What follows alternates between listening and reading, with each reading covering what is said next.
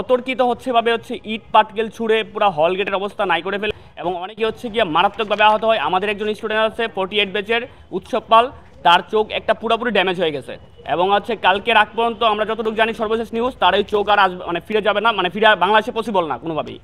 Textile বিশ্ববিদ্যালয়ের শহীদ আজিজ হলে ঢাকা পলিটেকনিকের 5 জন শিক্ষার্থী 3টি বাইক নিয়ে প্রথমে হলে প্রবেশ করে এবং হলে প্রবেশ করার পরে তারা গিয়ে হলের চারিদিকে ঘোরাফেরা করছিল হলের ভিতরে। তো সেটা দেখে গিয়ে আমাদের কিছু স্টুডেন্টদের গিয়ে সন্দেহ হয় এবং তখন তাদেরকে জিজ্ঞাসাবাদ করে যে আপনারা কারা, কারণ যেহেতু আমাদের হলে গিয়ে বাড়ির পোলামান সহজে ঢুকে না এবং আমাদের এখানে ক্যাম্পাস রাজনীতি নিষিদ্ধ।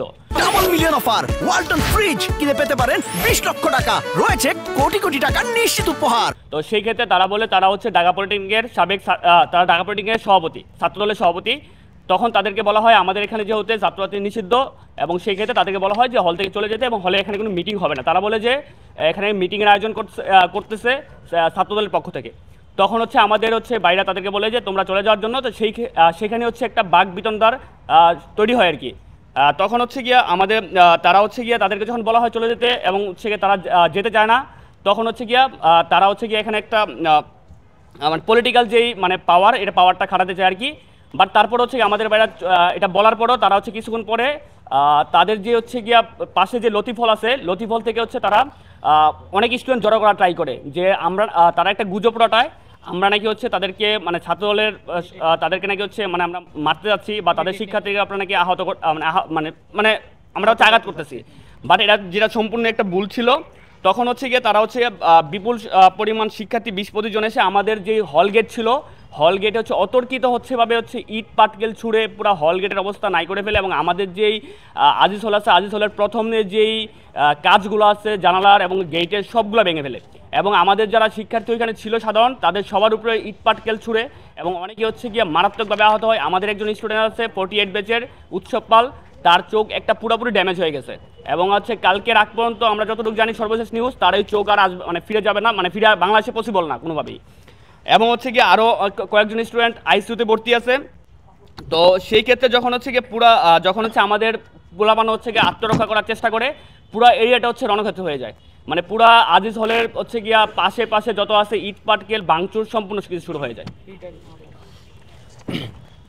যখন আমরা এবং শহীদ নজরুল ইসলাম হলের শিক্ষার্থীরা জানতে পারি যে শহীদ আজিজ হলের শিক্ষার্থীদের উপর এভাবে অতর্কিতভাবে হামলা করা হয়েছে, ঠিক তখনই আমরা তড়িৎ গতিতে শহীদ নজরুল ইসলাম হল এবং জিএমএজি ওসমানী হলের শিক্ষার্থীরা তাদেরকে উদ্ধার করার জন্য এগিয়ে আসার চেষ্টা করি। আমরা যখন পলিটেকনিকের লতিফ ছাত্রাবাসের সামনে আসি, ঠিক তখনই পলিটেকনিকের লতিফ ছাত্রাবাসের শিক্ষার্থীরা আমাদের ওপর অতর্কিতভাবে হামলা করে এবং হামলার বিষয়টি যদি আমরা লক্ষ্য করি তাহলে স্পষ্টভাবে সেটি প্রতীয়মান ছিল যে এই হামলা অত্যন্ত সুপরিকল্পিত, পূর্ব নির্ধারিত এবং উদ্দেশ্য প্রণোদিত ছিল। কারণ তারা যেভাবে ছাদ থেকে কাজ, তারপর ইটের টুকরো এবং বিভিন্ন রকমের ছোট ছোট রডের টুকরো যেভাবে নিক্ষেপ করতেছিল, সেটা কখনোই যদি সুপরিকল্পিত না থাকতো আগে থেকে ওইভাবে ছাদের উপরে ওইটা নিক্ষেপ করা পসিবল ছিল না। কাজে আমরা মনে করি এই হামলাটি সুপরিকল্পিতভাবে, উদ্দেশ্য প্রণোদিতভাবে শিক্ষার্থীদের মাঝে বিভ্রান্তি সৃষ্টি করার জন্য এই হামলাটি করা হয়েছিল। আমরা এবং ইতিমধ্যেই যখন কিছু আমাদের শিক্ষক এবং আরও শিক্ষার্থীরা বিটাক মোড়ে আসে, ঠিক তখনই তারা আবার পলিটেকনিকের মসজিদের পাশ থেকে এবং তাদের ছাদের উপর থেকে একইভাবে সন্ত্রাসী কায়দায় তীব্রভাবে আক্রমণ করা হয়। কিন্তু এখানে একটি বিষয় লক্ষণীয় যে আমাদের উপর আমরা কিন্তু আসলে তাদের সাথে কোনো সংঘর্ষে জড়াই। মিডিয়াতে অত্যন্ত ভুলভাবে, অত্যন্ত দুঃখের বিষয় যে মিডিয়াতে ভুলভাবে তথ্যটি উপস্থাপন করা হয়েছে, একটি বিভ্রান্তিকর পরিস্থিতি সৃষ্টি করা হয়েছে। বলা হয়েছে যে সংঘর্ষে লিপ্ত হয়েছে বুটেক্স এবং পলিটেকনিক, কিন্তু আমরা কোনো সংঘর্ষে জড়াই নেই।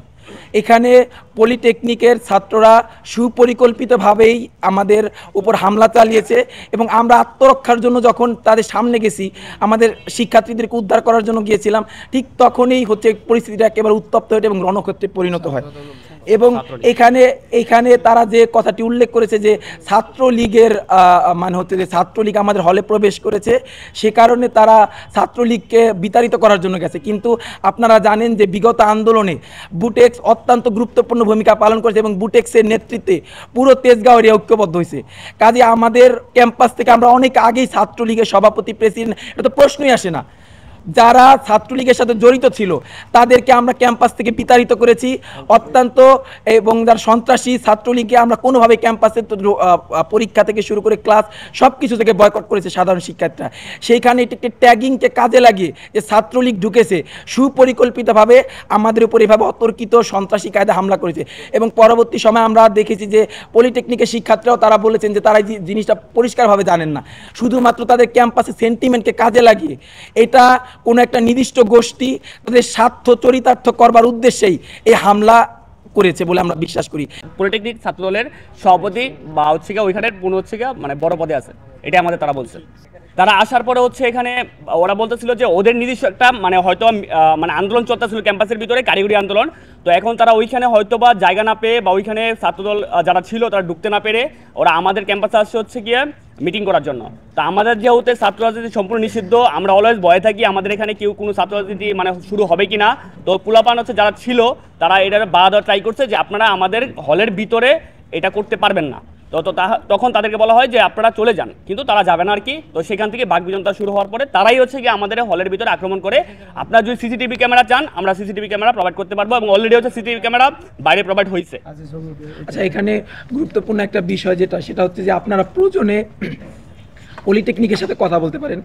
তারাও বলছে যে মানে অনেকের মাধ্যমে আমরা এটা জানতে পারছি যেটা আসলে কোনো স্বার্থন্বেষী মহলের মানে চক্রান্তের কারণে ঘটনাটির অবতারণা হয়েছে। আচ্ছা, আরেকটা বিষয় হচ্ছে এখানে যেটা তারা বিভিন্ন ফেসবুকে বা যেটাই হচ্ছে করছে, আমরা যে একটা জিনিস খেয়াল করছি, তারা যখন হচ্ছে এখানে আসছে তারা কিছুক্ষণ পরে বলতেছে এটা নাকি ছাত্রলীগ নাকি আমাদের ক্যাম্পাসে ছিল। এটা হচ্ছে তারা ফার্স্টে বলছে, তার মানে তাদের একটা বিষয় উদ্দেশ্য ছিল যে ছাত্রলীগের উপরে একটা দায় চাপায় দেওয়া, কিন্তু জিনিসটা ছাত্রলীগের উপর ছিল না। আমাদের ক্যাম্পাসে সম্পূর্ণ ছাত্র নিষিদ্ধ।